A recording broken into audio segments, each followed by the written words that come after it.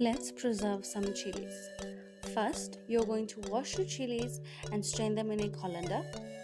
Next, you can either dry them with paper towels or scatter them onto newspaper and allow them to dry. After that, I am going to go ahead and cut up my chilies into a bowl. The reason that I am doing this is because I do not have a food processor. I have a stick blender. If you do have a food processor, you can completely go ahead and skip this step. But for me, using a stick blender, this makes things so much easier.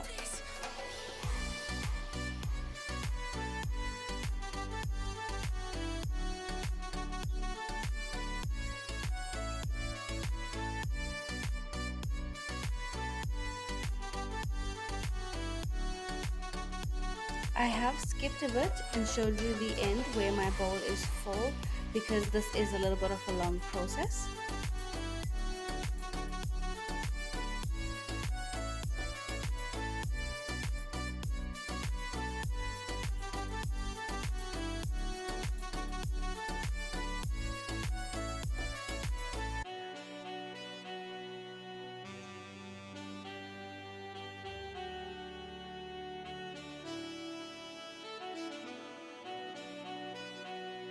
Here's all my chilies cut up.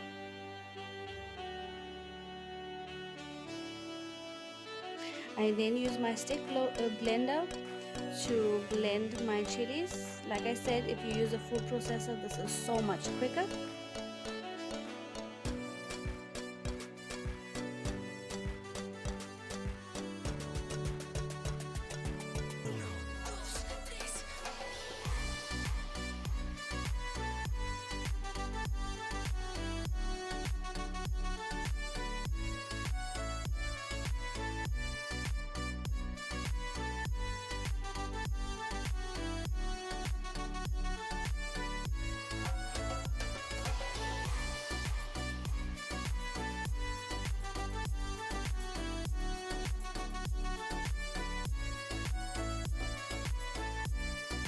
Once you are done blending your chilies, I then go ahead and strain the chilies.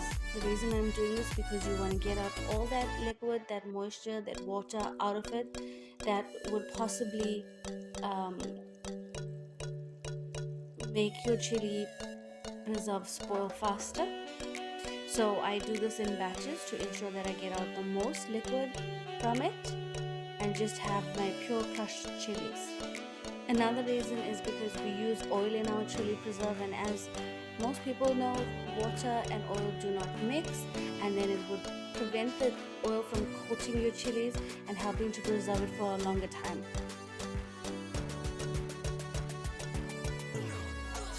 It is a longer process, but it's one of those things where you have to trust the process so it will last longer and you can preserve things so they don't spoil fast. You're going to repeat this process until you have completed all your crushed chilies, but it's totally worth it in the end.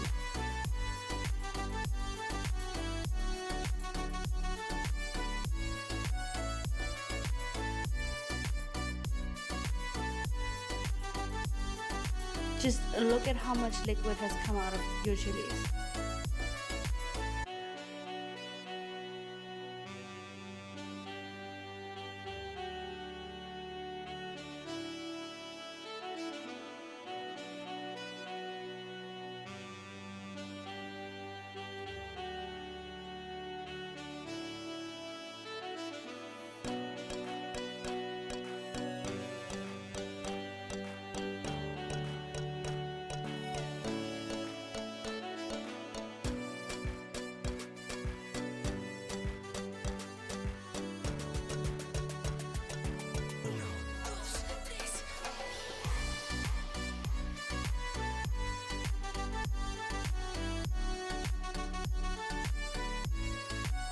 Now I add in about 2 to 3 tablespoons of crushed garlic or garlic paste. You can also add ginger if you want. It's a personal preference where I leave it out. Another note that I have received from a family member is to use olive oil rather than your normal sunflower oil. They say that it gives it a better taste, it preserves it for much longer, and it's just better for you.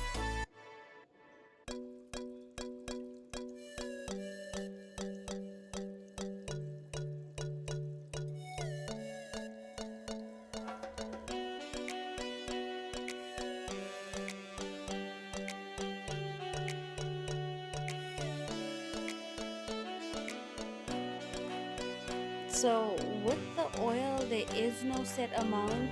You have to eyeball it and mix it through.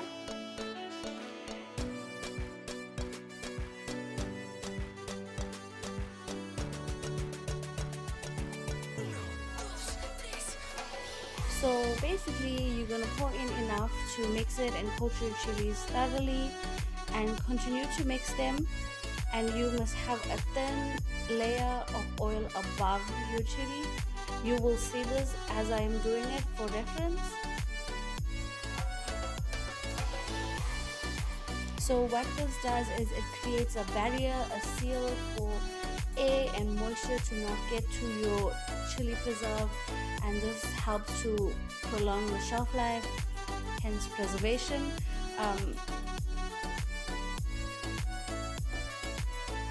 So the amount of chilies that I actually purchased was 1.5 kgs, and as you go through them and you see the bad ones, you remove it.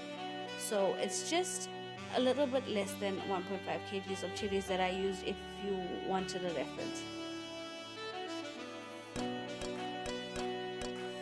So once I've crushed all my chilies and mixed them through, I basically use like a quarter of the bottle of olive oil. Next, I used Ziploc bags. You could use a container, you could use it whatever you like and how you prefer to store it. You don't have to throw this into the freezer. You could also use like little jars and keep them on your counter or in the fridge. But if you would like to keep them for a longer period of time, you would then put them into the freezer. Here I'm going to add 3 to 4 generous tablespoons full of my chili preserve into Ziploc bags.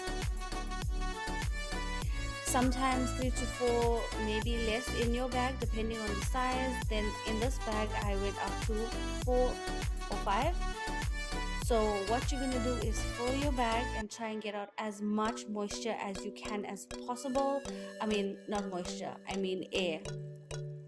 And then you are going to push out all that air and zip your bag shut. You are going to label and date them and place them into your freezer, and this is going to last you a long time. Thanks for watching, enjoy, and follow for more.